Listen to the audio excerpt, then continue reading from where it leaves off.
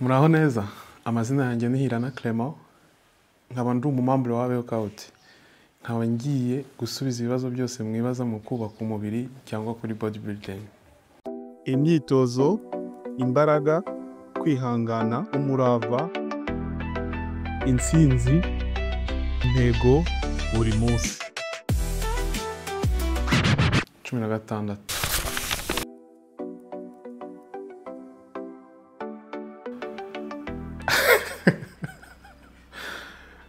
Twabimenya bibaye kandi biterwa n'intare iyo ariyo, ariko ndibaza intare kamera ntayibasha. 2.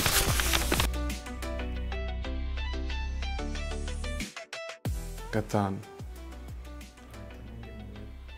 6.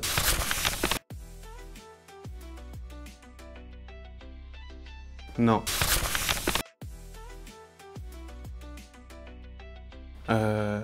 Buri wese n'ubuzima bwe kandi buri wese nashoboye yuko ababyifuza. Rero abayifata ntabwo mbajudginga kandi bitewe na level bifuza kugeraho cyangwa se n'ibyo bateganya gukora mu buzima bwabo. Rero yakoze choice yo kuyifata uramureka. 8. No. Kubera ko nyine nta mfashanyo mfite y'ayo maproduit ishobora kumfasha kurenga ku mubiri ntekereza nagira kuri ubu, rero ntabwo mfite.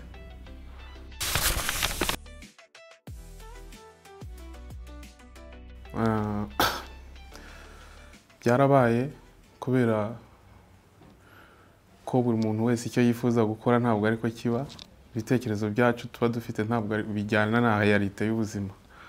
Rero hari igihe kigera ubushobozi bukaba buke kandi nk'amarushanwa yegereje umuntu afite intege nke, rero ukumva wabivamo, ariko undi mutima ukaza ukavuga ngo komeza. 7.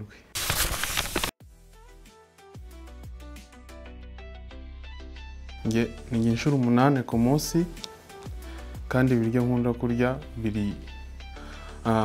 ni ibiryo biri protein cyane. Ni ukuvuga ngo nkunda guhora nifuza kugira umubiri unoze wumye. Ni ukuvuga ngo ndya umweru w'amagi, nkarya flacon d'avoine, sinzi ukuntu na porridge niko ariko babyita mu Kinyarwanda, nkafata milkshake ya protein, nkarya inyama z'inkoko cyangwa se iz'inka zidafitemo amagrese, nkarya imboga nyinshi, nkarya amafi y'umweru adafite igihu, nkarya icyo bita amanoix de cajou, ntabwo nzi ukuntu bayita, cyangwa se ubunyobwa bwinshi, nkafata n'amasupplement alimentaire, ibifasha umubiri amakomplement alimentaire afasha umubiri kuba neza. 17.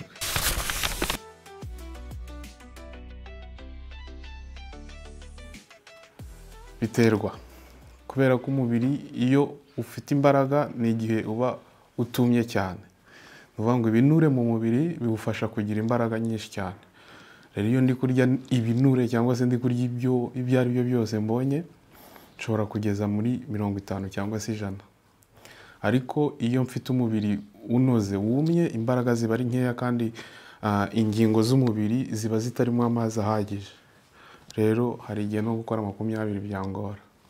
19.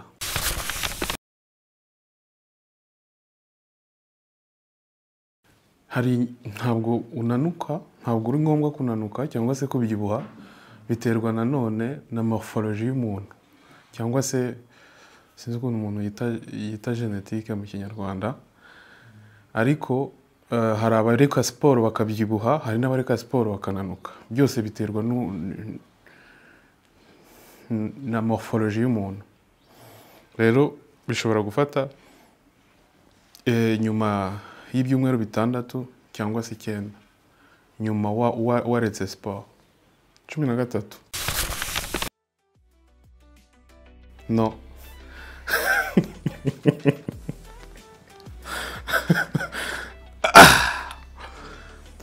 15. Nkunda kujya mu marushanwa cyane cyane iyo ndi participer. Rero iyo ngiyeyo nditegura nk'ibisanzwe bakamperekeza. Iyo tugiye tuba twakoze icyo bita décharge. Uba wasibye ibyo navuze by'amaflacon d'avoine, wasibye uri kurya imboga n'inkoko cyangwa se n'izo proteine byonyine. Hanyuma iyo ugezeyo ibyo byose urabihagarika nanone. Ugeze mu marushanwa iminsi 3 ya mbere urabihagarika nanone ukarya ayo maglucide kuko umubiri ni plastique. Noneho umubiri kuko ubudaheruka ayo maglucide urabyimbuka ugapompa ukaba nka ballon, ari byo twita body plastic. Amarushanwa rero hari ama class atandukanye. Hari men's physique, hari men's classique, hari 212, hari bodybuilding nyine nyirizina y'ibiro byinshi cyane batabara ibiro, icyo bita open. Natangiye zose narazikoze. Natangiye nkora men's physique, ubwa kabiri nkora body classique, ubwa gatatu ubwo natangiye kujya muri bodybuilding 14.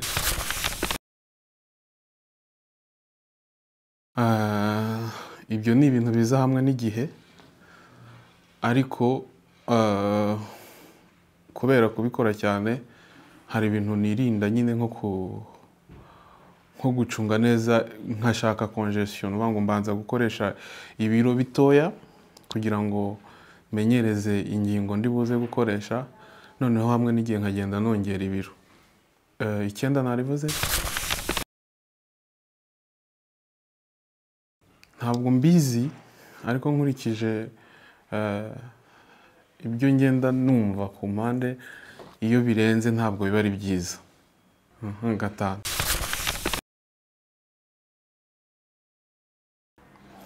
Niyo mirire inshuro nyinshi ndetse niyo mirire ya qualité. Nuvuga ngo wayibaze wamenya amakarori ugomba kurya ku munsi no kuruhuka. 1. Nanone mu guterura twebwe biratandukanye. Bodybuilding ntabwo ihuye n'abari abantu baterura ibiro byinshi, kuko twebwe biterwa na session. Nkuko nababwiye mu mapompage, kuko ntashobora gukora amapompe menshi kubera imirire, kubera ingingo z'umubiri zitarimo amazi cyangwa se ibinure. Hari byinshi nirinda kugira ngo ntaza kuvunika. Rero iyo ndi muri session ya seshe, ubwo ndi kumisha umubiri, nterura ibiro bike kugira ngo ntiyangiza. Ariko iyo ndi muri session ya prise de masse, ndi gufata ibiro, nshobora nko kuri squat nshobora kugera ku biro 200. Bon. Bench, ntabwo nkunda gukora amabar. Hari icyo bita développé incliné. Nabonye hano zidakorwa cyane, ariko nizo zigezweho.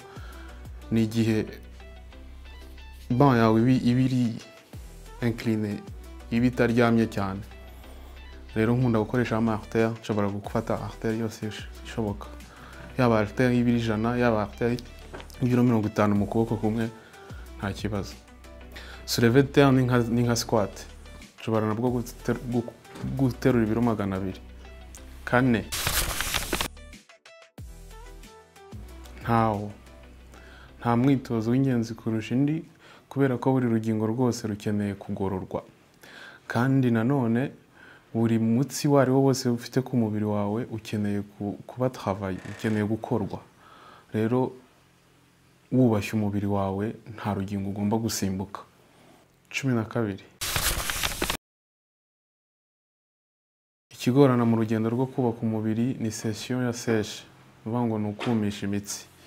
Rero iyo kubera ko imirire ibiri hasi kandi bigusaba n'ingufu nyinshi, uvuga ngo no gukora cardio, bimwe ubyuka ukajya kwiruka, ugataha ukarya ibiryo bike, ukaruhuka ukanywa amazi menshi, bityo mu gitondo nimugoroba ugasubirayo. Mbega ni igihe kiba kigoye cyane.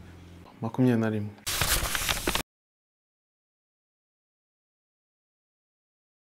Abatarambona neza amaso ku maso barantinya, ariko abantu babona abantu batarambona barantinya, bazi ko ndi munini cyane, ariko bakirengagiza ko hari efe y'amafoto biri inyuma ituma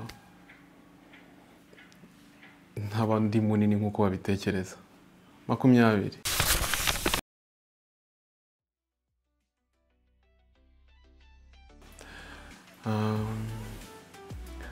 Ubwo iyo ntari kwitoza no kubaka umubiri mba ndi umuntu usanzwe, nkunda gusabana, ariko ntabwo nkunda kuba ndi kumwe n'abantu cyane. Nkunda kuba ndi kumwe na fiancé wanjye, kuko nibwo numva ndi areze, haba mu kurya cyangwa se no kunywa, nibwo numva mfite umutekano uhagije. 18.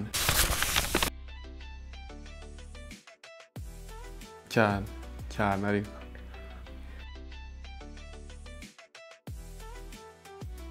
11. Nta na kimwe. Kubaka umubiri nta kintu bifasha mu rukundo, kubera ko abantu bubaka umubiri ni abantu bikunda cyane, ni abantu bakunda kwirebaho, ni abantu bakunda kwitekerezaho, abantu bahora mu ndorerwamo. Rero iyo wikunze cyane ntabwo nzi nimba ubasha kubona ibyo guha abandi, ariko njye ndabibasha. Ariko abenshi nzi bagenzi banjye birabagora. 10.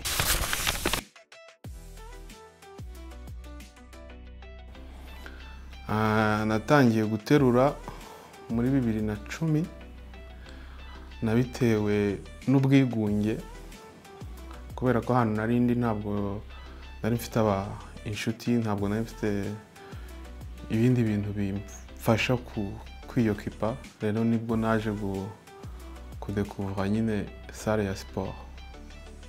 22. Inama nagira abantu bashaka kubaka umubiri ni uko icya mbere batabikora bonyine, hari abantu bafasha abantu kubikora, kandi iyo uzi neza kuri gukora ikintu ugomba gutanga igisubizo ku muntu, biguha ubushake bwo kugikora neza. Ikindi cya kabiri ni ukwirinda kubikorera ubuntu, cyangwa se kugira ngo mubikorerwe ku buntu, kuko ikintu utishyuye nta gaciro ugiha. Rero inama nabagira ni ugufata initiative, bagafata ubushobozi buke bafite, cyangwa se bakubaha umubiri wabo, kuko bari ikintu bubaha, bakacyishyurira, bakagikora neza kandi nta muzizi. 23. Kubaka umubiri nta mafaranga bibamo, kubera ko urugero rworoshye abantu nyine ntabwo bakunda kwiyitaho nk'uko nyine tubitekereza. Rero amarushanwa yo kugira ngo ubashe gutsinda irushanwa uhembwe, irushanwa rigezweho ni Arnold Classic cyangwa se Mr Olympia, kandi kuhagera nabwo bisaba izindi mbaraga nyinshi cyane, ku buryo utabikora wenyine. Rero kuri ubu bodybuilding nta mafaranga arazamo.